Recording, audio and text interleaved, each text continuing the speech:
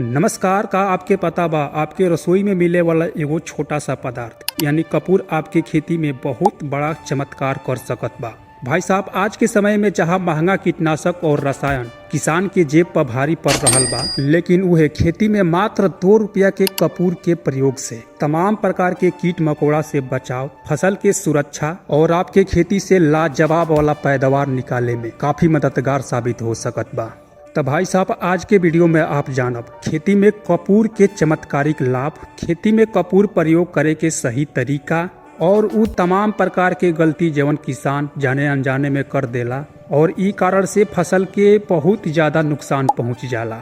तो भाई साहब, आप कम खर्च में सुरक्षित और लाभकारी खेती कईल चाहत बानी तो ई वीडियो आप खातिर बा। वीडियो के अंत तक जरूर देखी, काहे कि ई जानकारी आपके खेती करे के सोच बदल सकत बा। भाई साहब, शुरू करे से पहले आपसे एगो छोटा सा रिक्वेस्ट बा। सबसे पहले वीडियो के लाइक कर दी और खेती किसानी से जुड़ल एकदम आसान भाषा में और सबसे पहले जानकारी पावे खातिर प्लीज चैनल में सब्सक्राइब जरूर करी और साथ ही साथ एगो प्यारा सा कमेंट करके जरूरतमंद किसान के पास शेयर कर दी। भाई साहब, समय के बहुत महत्व बा, समय के ज्यादा नुकसान न करते हुए चलिए अब शुरू कर जाओ।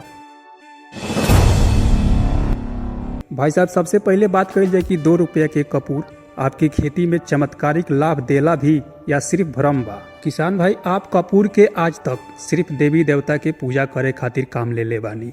किसान भाई, बता दी कि ऐसे कई गुना कपूर के लाभ आपके कृषि के क्षेत्र में बा। तो भाई साहब, ई तो हमने के आज के वीडियो में चर्चा कैल ही जाई कि कपूर खेती में कैसे चमत्कारिक लाभ देला। लेकिन जे भी किसान भाई ये वीडियो के देखत बा, वीडियो के बिना स्किप कैले अंत तक जरूर देखे, काहे कि हर पॉइंट पर अलग अलग जानकारी मिले वाला बा। भाई साहब देखी, खेती में कपूर के प्रयोग करे के आपके प्रॉपर तरीका नहीं के मालूम तो आपके खेती में कपूर नुकसान भी कर सकत बा। यही से कहता नहीं कि वीडियो के बिना स्किप कैले अंत तक जरूर देखे के बा।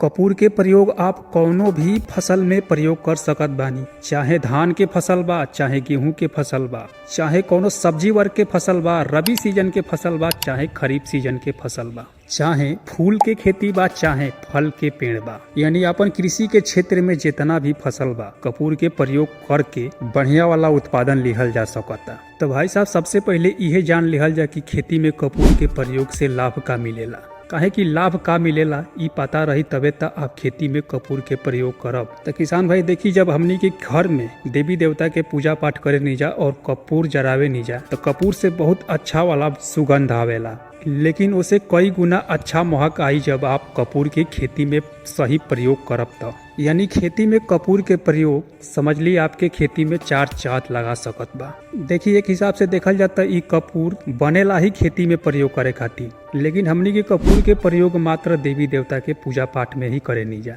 तो देखिए, खेती में कपूर के प्रयोग से बेनिफिट का बा, लाभ का बा। खेती में आप कपूर के प्रयोग करब तो फसल में कोई भी फसल बा, धान के, गेहूं के, सरसों के, फूल के, यानी कोनो भी फसल बा, प्रयोग से सबसे पहले तो पौधा में ग्रोथ, जौन पौधा में चाल ग्रोथ बढ़ावा रुक जाला तो ग्रोथ मेंटेन में बहुत अच्छा वाला काम करेला। और दूसरा लाभ आपके बता दी तो एक तरफ से ई इंसेक्ट भी मानल जाला, यानी खेती में तमाम प्रकार के कीट से भी लड़े खातिर एकरा अंदर क्षमता बा। यानी कपूर आपके खेती में कीट के प्रकोप के भी बहुत हद तक कम कर देला। और दूसरा, कपूर कीट के साथ साथ एंटी फंगस भी मानल जाला। एंटी फंगस यानी फंगस जनित खेती में जितना भी रोग बा, पौधा के जड़ में, तना पर, पत्ती पर, यानी पौधा में कहीं भी फंगस संबंधित रोग लागेला तो कपूर आपके पौधा के फंगस से भी बचावेला।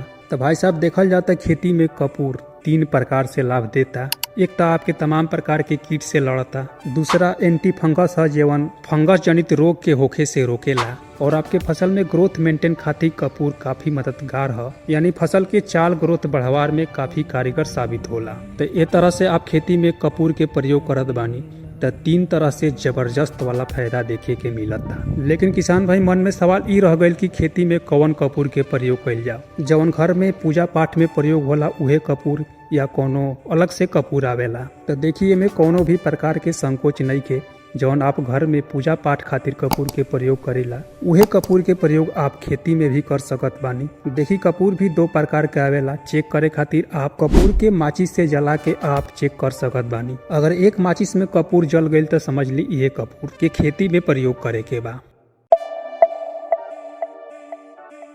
कपूर के खेती में यूज करे के सही तरीका का बा ताकि उत्पादन बढ़िया वाला मिले।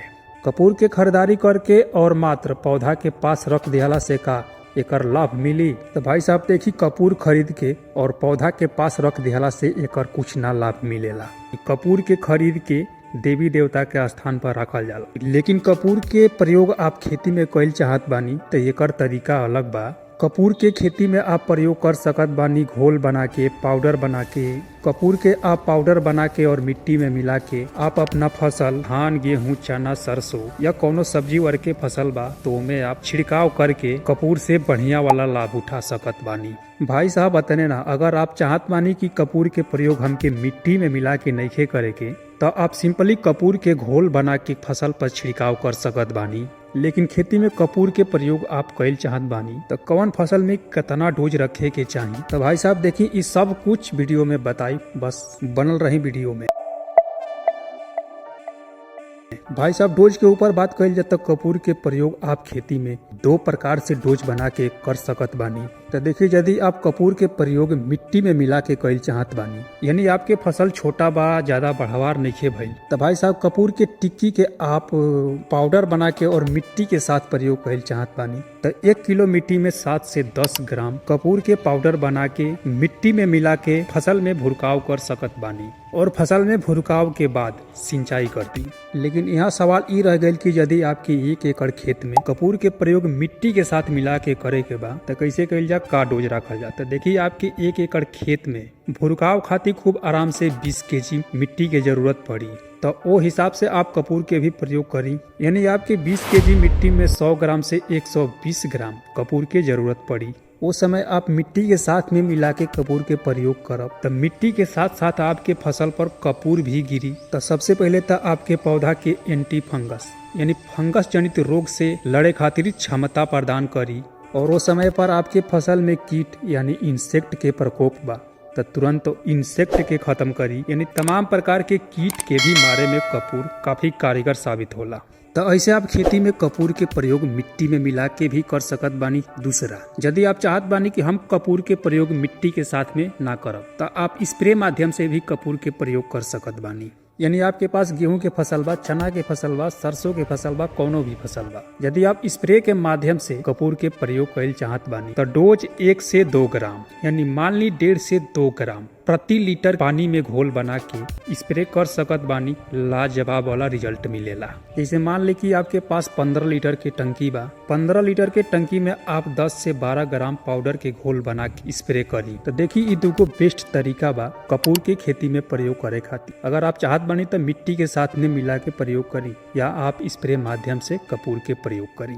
रिजल्ट के बात कही जाए तो दोनों ही माध्यम से आपके सेम रिजल्ट मिली। चाहे आप मिट्टी के साथ में मिला के फसल में प्रयोग करी, चाहे आप स्प्रे माध्यम से फसल में कपूर के प्रयोग करी, सेम रिजल्ट मिले वाला बा। काहे कि स्प्रे में भी आपके कपूर पौधा के पत्ती पर पड़ता तो कपूर पौधा के पत्ती पर पड़ी तो सबसे पहले तो आपके इंसेक्ट यानी तमाम प्रकार के कीड़ा मकोड़ा के खत्म करी। प्रकाश संश्लेषण के क्रिया से क्लोरोफिल बन के पौधा जवन भोजन तैयार करेला तो पत्ता के माध्यम से ई कपूर पौधा के जड़ तक जाई और जड़ से लेके तना और पत्ता लागे वाला फंगस जनित रोग के खत्म करी। बहुत से किसान फल के खेती कर ले तो बहुत से किसान सब्जी के खेती करेले। तो सब्जी की खेती में कपूर के प्रयोग खातिर तो वह आपके 1.5 ग्राम प्रति लीटर पानी में घोल बना के स्प्रे करे के बा। लेकिन आप फल वर्ग या फसल की खेती कैले बानी तो उनमें डोज थोड़ा बढ़ा सकत बानी, यानी 2 ग्राम प्रति लीटर के हिसाब से घोल बना के छिड़काव करी। और बहुत से किसान फूल के भी खेती करेले तो फूल के खेती में आप प्रति लीटर पानी में कपूर के प्रयोग मात्र 1 ग्राम ही करी। यानी 15 लीटर के टंकी में 15 ग्राम कपूर के घोल बना के फूल के खेती कैले बानी तो एमे आप प्रयोग कर सकत बानी। काहे कि फूल के खेती में भी तमाम प्रकार के कीट और फंगस जनित रोग लागेला। ई कारण से फूल के अपन मार्केट में डिमांड कम हो जाला तो फूल के खेती में भी आप कपूर के प्रयोग करके बढ़िया वाला रिजल्ट ले सकत बानी। किसान भाई अंत में यह कहब कि कपूर खेती में जबरदस्त लाजवाब वाला रिजल्ट देके जाला। यानी आपके जितना रासायनिक खाद से रिजल्ट ना मिली ना, ओकरा से कहीं ना कहीं 4 से 5 गुना ज्यादा लाभ ई मात्र 2 रुपया के कपूर देके जाई। तो भाई साहब आज के वीडियो में बात करनी है कि खेती में कपूर के प्रयोग करके चमत्कारिक लाभ कैसे लिहल जा। आशा करत तनी कि वीडियो पसंद आयल हो। अगर वीडियो पसंद आयल होके तो वीडियो के लाइक जरूर करी और साथ ही साथ खेती किसानी से जुड़ल काम के और इम्पोर्टेंट जानकारी सबसे पहले पावे खातिर हमार चैनल के सब्सक्राइब जरूर करी।